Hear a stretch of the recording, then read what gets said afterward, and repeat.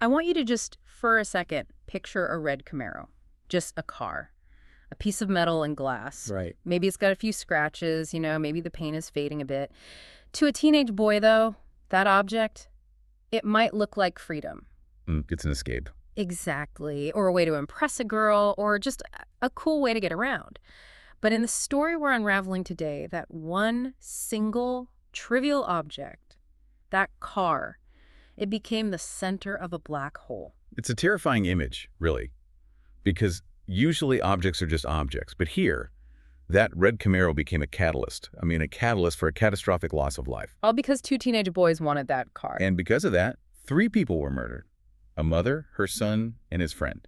And I think it's important to set the stage here right away. Usually when we open up a case like this, we're looking at a whodunit. We're looking for clues, trying to solve a puzzle. Right. But today is different. The source material we're looking at is from Werner Herzog's documentary, Into the Abyss. And Herzog, well, he's not interested in police procedure. Not at all. Herzog is interested in the human condition. He's not asking who did it. We know exactly who did it. The perpetrators, Michael Perry and Jason Burkett, they were caught almost immediately. After a big chase, right? Yeah, high-speed chase. So this is not a mystery story. No.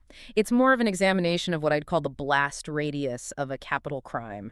And that's really the mission for this deep dive. I like that phrase, blast radius. We're not just looking at the guilt of the killers. We're looking at how a crime like this explodes outward. It obviously destroys the victims, but the shockwave keeps going. It hits the families of the victims. It hits the families of the perpetrators. And as we're going to get into, it even takes a profound, life-altering toll on the very people the state pays to carry out the execution. The blast radius is the perfect metaphor, because really, nobody who was near this event walked away from it. Okay, so let's unpack this. To really understand the wreckage, we have to start at ground zero. The crime itself. Because the details, they just highlight that key theme we mentioned. Senselessness. Absolutely. So we're in a gated community in Texas, a place called Highland Ranch, the kind of place that, sells itself on safety. Big houses, manicured lawns. Exactly. And you have a woman named Sandra Stotler. She's a 50-year-old nurse. And the detail from the police reports that really sticks with me, the thing that just emphasizes how normal her day was, is what she was doing. She was baking cookies. Cookies. The police lieutenant noted that the dough was still out on the counter when they arrived, and it creates such a jarring contrast. Oh, totally. You have this warm domestic sanctuary, the smell of baking, the safety of your own home, and then Michael Perry and Jason Burkett knock on the door. And let's be clear about these two. They're not criminal masterminds. They're not career hitmen. No, they're basically drifters. Perry was homeless, living in a friend's car trunk just before this. They're young, they're aimless. And they know Sandra's son, Adam Stotler, but just loosely. The motive here wasn't revenge. It wasn't a drug deal gone bad. It was theft. It was theft. They wanted the red Camaro in the garage. That was it. So they initially knocked on the door looking for Adam. He wasn't home, so they left. But then, and this is where the tragedy just spirals into this absurdity, they decided to go back. They said they needed to use the phone. They did. And Sandra, being a kind neighbor, a mother herself, she lets them in. And that hospitality, it was met with just absolute brutality. Perry comes out of the laundry room and shoots her. They wrap her body in her own bedding and dump her in a place called Crater Lake. All of that horror, just to get the keys to a used Camaro. But here is where the story takes a turn that it's so illogical. They have the car, they have the keys, they've committed this terrible crime. Right. Logic says you get in the car and you drive until you run out of gas. You flee. That would be the logical criminal response. But they hit a snag, a really dumb snag. Highland Ranch is a gated community. Exactly. They had the car keys, but they didn't have the clicker, the remote control to open the main gate to get out of the complex. So they're trapped inside with the stolen car. Yes. Now, a rational person, even a panicked criminal, might say, okay, we ditch the car, we jump the fence, we run.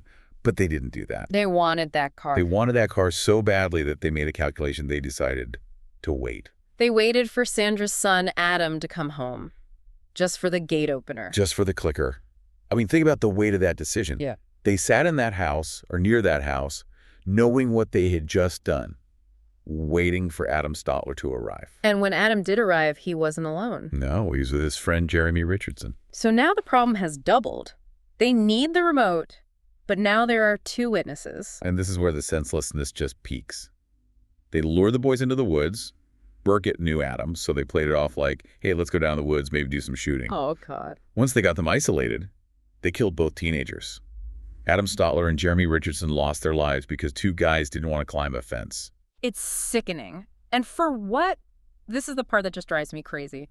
Usually you steal a high-end car to, I don't know, chop it up, sell the parts, make 10 grand, whatever. There's a financial logic to it, however twisted. There was no financial logic here at all. They had the vehicles, the Camaro and Adam's Isuzu Rodeo, for less than 72 hours before they got caught. They didn't even sell them. No. They drove them to a local bar. They played pool. And the transcript says they were bragging, telling people they won the cars. Yes. They told people they won them in a lottery. Which, of course, nobody believed.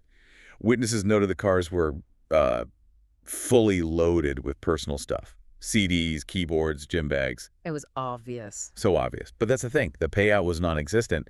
3 people are dead for a weekend joyride. And while they're at the bar, acting like big shots, the blast radius we talked about is hitting the victim's family. The source material introduces us to Lisa Stotler Balloon. Sandra's daughter, Adam's sister. Yes. And her story... it provides one of the most harrowing perspectives on grief I have ever encountered. You have to understand how she found out. She was watching TV. Right. She wasn't. She didn't get a knock on the door from a chaplain. She was just watching the news. And she sees a breaking news report of a high-speed police chase. This is when the police finally spotted Perry and Burkett. Lisa's watching this live and she realizes, wait, that's my brother's Isuzu Rodeo. Can you even imagine that? The panic. You're just sitting on your couch and suddenly your family's car is in a live shootout on TV. She calls the police immediately. At first, she's just terrified that Adam is hurt. She goes down to the station, and that is when the world ends for her. They tell her Adam wasn't in the car. They tell her Adam is dead, and then they tell her that her mother, Sandra, is also dead. She says in the documentary her knees literally gave out. We use that phrase, weak in the knees. But for her, she physically collapsed. Yeah, she said she never knew that was a real physiological reaction until that moment. And the trauma didn't stop there. She developed what she calls a phone phobia. Disconnected her phone. Yeah. She couldn't handle the sound of it ringing because in her traumatized brain, a ringing phone just meant someone else had died. And to be fair to her, when you look at the timeline she describes, the scale of loss she faced is. It's just statistically baffling. It wasn't just the murders. No, it wasn't. The murders were the epicenter, but the shockwaves kept coming. In a 6-year period, Lisa lost her mother and brother to this crime. But she also lost her father to natural causes, her grandfather to a stroke, an uncle to suicide, another uncle to a drug overdose. And a stepbrother to suicide. I don't even have a word for it. It's like her entire family tree was just clear-cut in half a decade. She describes her life as simply empty. And I think that's a crucial part of this. When we talk about justice being served, Perry was executed, Burkett, blah, blah, it doesn't account for the fact that Lisa Stotler Balloon is still living in that void. Right. The gavel coming down doesn't bring the family back. It doesn't fill that emptiness. Exactly. That's the lingering nature of the blast radius. But now, let's shift the lens. Let's look at the other side of this tragedy, the perpetrators. Specifically, the cycle that created them. Right. So we have Michael Perry, who was the one executed. In the interviews, he seems almost detached, claiming innocence, maybe living in delusion right to the end. But Jason Burkett, he's serving a life sentence. And the source material gives us this fascinating, if depressing, look at his father, Delbert Burkett. And this is where the sociological pattern becomes just undeniable. You look at Jason and then you look at his dad, Delbert. Delbert isn't the guy waiting at home wringing his hands. No, Delbert is also in prison. He is. Delbert Burkett has 8 felonies on his record. He's serving a 40-year sentence. He admits it openly. A life of drugs, alcohol, neglecting his kids. He wasn't just absent. He was part of the chaos. And there's this one image from the interview with Delbert that I absolutely cannot get out of my head. It's cinematic in the worst possible way. The prison bus. The prison bus. He's being transported, and he describes getting on the bus in chains, and the guards handcuff him to another prisoner. And when he looks up, he realizes he's handcuffed to his own son, Jason. Just pause on that for a second. Father and son. Reunited not at a graduation, not at a wedding, but in chains on a prison bus. Delbert calls it the lowest moment of his life. He says he felt like trash for a father. Just sitting there, shackled to the son who is now a convicted triple murderer, and realizing that his own absence his example. It all helped pave the road that led them both to that seat. It's the cycle of incarceration made literal. The father's chains are physically connected to the son's chains. But, and here is where the story gets really surprising, Delbert is actually the reason Jason is still alive. Right, this is such a key legal nuance. Michael Perry got the death penalty. Jason Burkett got life. And the difference wasn't the crime itself. No, they were partners. The difference was the sentencing phase, Delbert testified. And he didn't try to make excuses for Jason, right? He didn't say, my boy is a good kid. Not at all. They brought this massive, Delbert is huge, like 300 pounds, into the courtroom in his prison whites. And he stripped himself bare emotionally. He told the jury about Jason's neglectful childhood. He admitted to being a terrible father. He took the blame. He took the blame. He said, I wish I could take his time. He pleaded with them not to kill his son. And it worked. It did. He described seeing 2 female jurors just break down in tears as he was let out. And those 2 jurors held out against the death penalty during deliberations. Delbert's confession of failure, it saved his son's life. It really highlights how arbitrary that line between life and death can be in the legal system. One emotional testimony changes everything. But speaking of the machinery of death, we have to talk about the man who stood on that line for years. Captain Fred Allen. Captain Fred Allen. This, for me, was the most shocking perspective in the entire source material. He was the captain of the death house in Huntsville, Texas. He ran the team that carried out the executions. And we're not talking about 1 or 2. No. He oversaw more than 120 executions. Over 120. And for a long time, he describes it as, well, just a job. He was professional. He explains the strap-down procedure, the 15-second timeline to secure the inmate.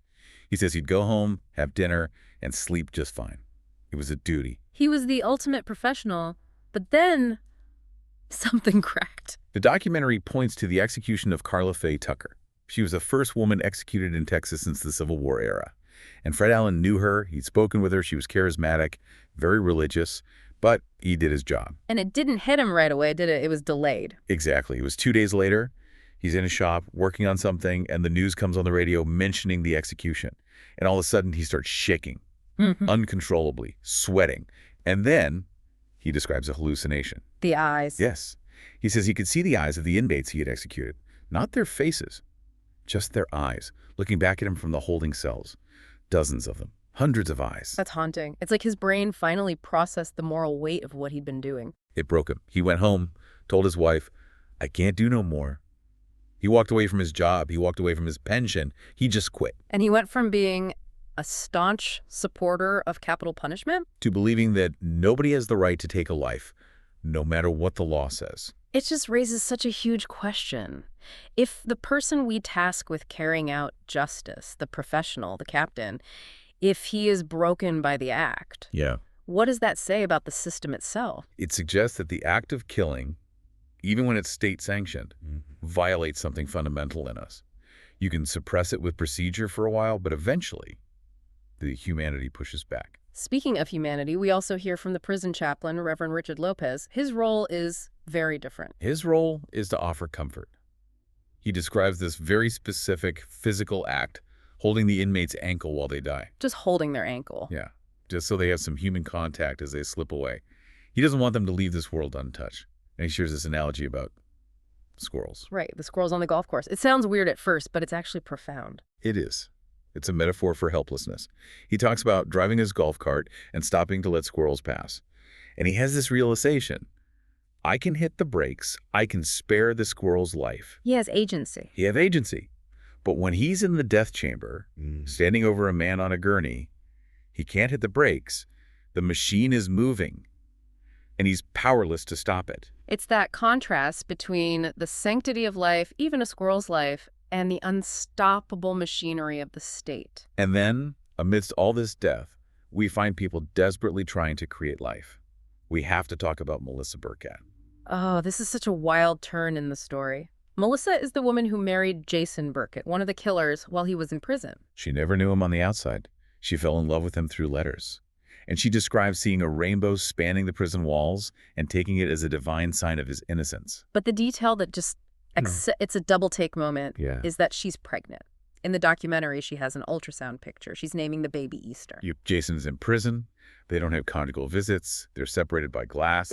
The documentary implies contraband methods, Mm. artificial insemination through, let's call them unofficial channels. Unofficial channels, wow. But think about the drive there.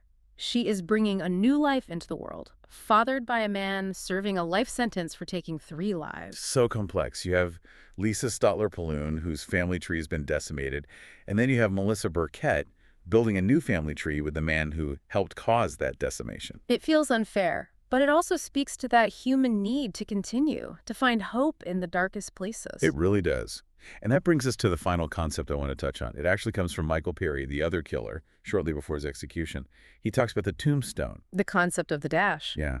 He says on a tombstone, you have a birth date and a death date. But the only thing that really matters is that little dash in the middle. That represents your life. Right.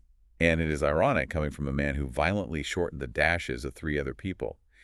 But the question he poses is still valid for everyone. How are you going to live your dash? So let's try to synthesize all this. We started with a red Camaro, a trivial object. And from that one object, we have 3 dead bodies. We have a sister who lost her entire family. We have a father and son in chains on a bus. We have an executioner haunted by hallucinations. And we have a new baby being born against all odds. It just deconstructs this idea that a crime is an isolated event. It's not. It's a collision. And the debris from that collision hits everyone. It shows us that violence is a contagion. It passed from Delbert to Jason. It infected the executioner. And it leaves us with this heavy realization about how fragile it all is. Sandra Stotler was just baking cookies. Adam and Jeremy are just coming home. The normalcy of it is what's so terrifying. It forces us to look at the systems we have in place, the failure of the family structure with the Burketts, the heavy toll of the penal system on Captain Allen. There are no winners here. No, just varying degrees of loss. It's not about finding a moral to this story because, frankly, it's hard to find one. It's about witnessing the cost. And maybe, listening to the warnings, whether it's Delbert warning a jury about his failures or Captain Allen warning us about the cost of vengeance. So as we wrap up this deep dive into the abyss, I want to leave you with a thought. We talked about Captain Fred Allen, the man who oversaw 120 executions and then just broke. He said, "I don't care if it's the law. Nobody has the right to take another life." It's a powerful sentiment. If the person closest to the act of justice can't stomach it, should we? And on a more personal level, think about that dash. In the face of all this darkness and senselessness, how do you ensure your dash has meaning? How do you live a life that adds something to the world instead of taking something away? That really is the question. That's it for this deep dive. Thanks for listening.